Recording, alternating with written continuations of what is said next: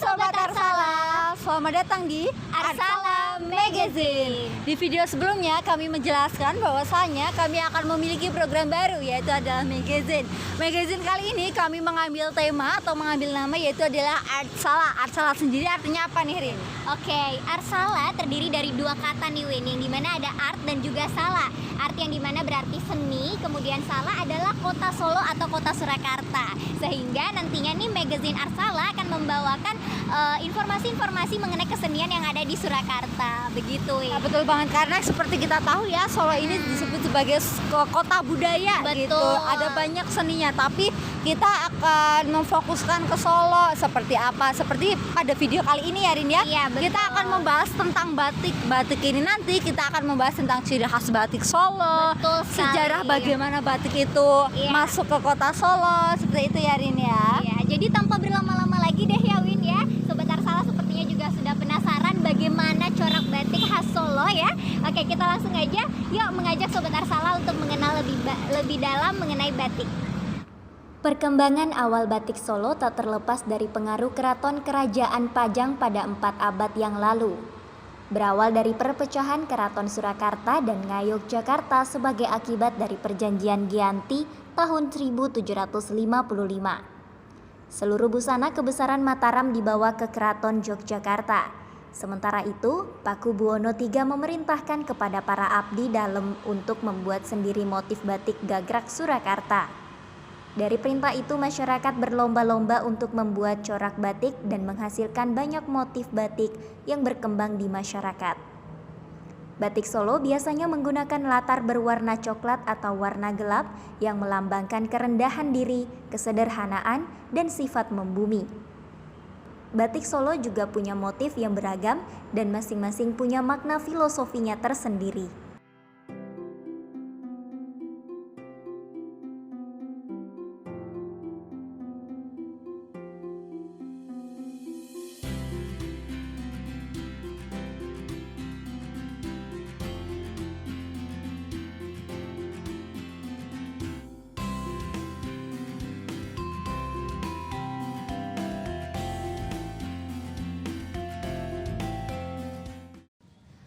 Hai Sobat Arsala. Nah, sekarang kita udah ada di salah satu butik batik di Kampung Batik Laweyan nih. Ada di mana, Rin? Yaps, kita sedang berada di Batik Mahkota Laweyan. Kita di sini mau ngapain sih, Win? Iya, di sini kita nanti akan melihat proses pembuatan batik dan juga melihat-lihat koleksi yang dipunyai oleh toko ini. Wah, seru banget. Tanpa berlama-lama kita langsung masuk aja. Yuk. Batik Keraton Solo biasanya memiliki detail yang lebih kecil dan bentuknya lebih acak. Batik Solo sendiri memiliki beberapa motif yang khas dengan filosofi yang sangat indah. Batik Parang merupakan salah satu motif batik Solo yang telah ada sejak zaman Kerajaan Kartasura. Motif ini terlihat seperti huruf S yang diambil dari deburan ombak di lautan yang melambangkan kekuasaan, kekuatan, dan semangat. Susunan huruf S yang saling terhubung melambangkan kesinambungan dan bentuk tali persaudaraan. Pada zaman dahulu motif ini hanya dipakai para raja, penguasa, dan kesatria. Yang kedua ada motif kaung. Dinamakan kaung karena bentuknya yang lonjong seperti buah kaung atau kolang-kaling. Bentuk kaung ini disusun secara geometris dan sejajar, menyerupai bunga teratai dengan 4 buah kelopak yang tampak mekar.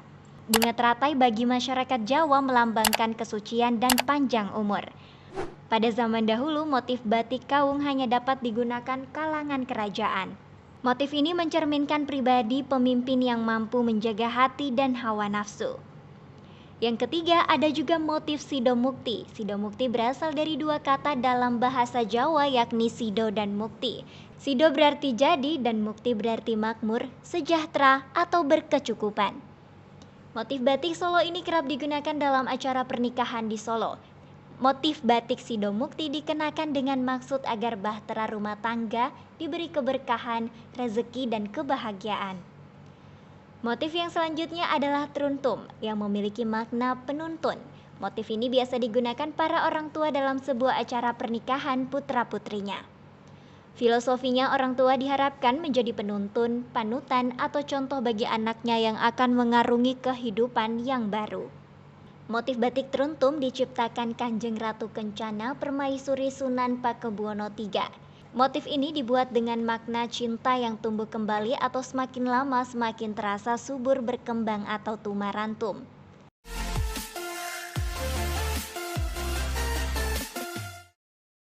Saat membuat batik terdapat dua teknik dalam melukisnya, yaitu ada batik cap dan batik celup.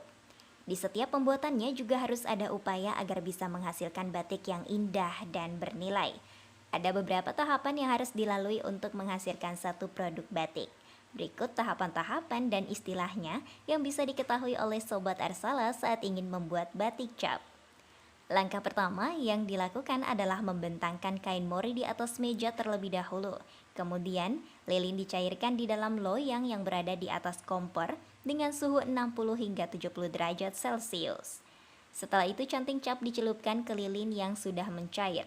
Sebelum dicapkan ke atas kain mori, canting cap harus dikibas-kibaskan terlebih dahulu agar lilinnya tidak meluber kemana-mana.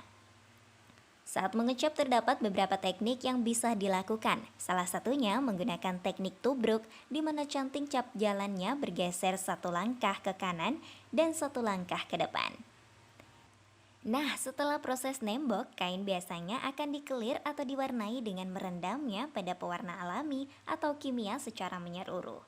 Proses terakhir adalah ngelorot, yaitu tahap meluruhkan malam pada kain yang dilakukan dengan memasukkan kain pada air mendidih. Setelah tahapan tersebut selesai, biasanya kain akan diangin-anginkan sampai kering Sobat Arsala. Selain pembuatan batik dengan cara dicap, ada juga pembuatan batik dengan cara ditulis. Perbedaannya hanyalah terletak pada cara melukis pola batiknya di tahap awal. Jikalau batik cap menggunakan canting cap yang dicapkan ke atas kain mori, sedangkan batik tulis menggunakan canting berisi malam yang kemudian dilukis di atas kain mori bersketsa. Untuk proses selanjutnya dalam batik tulis juga sama dengan batik cap.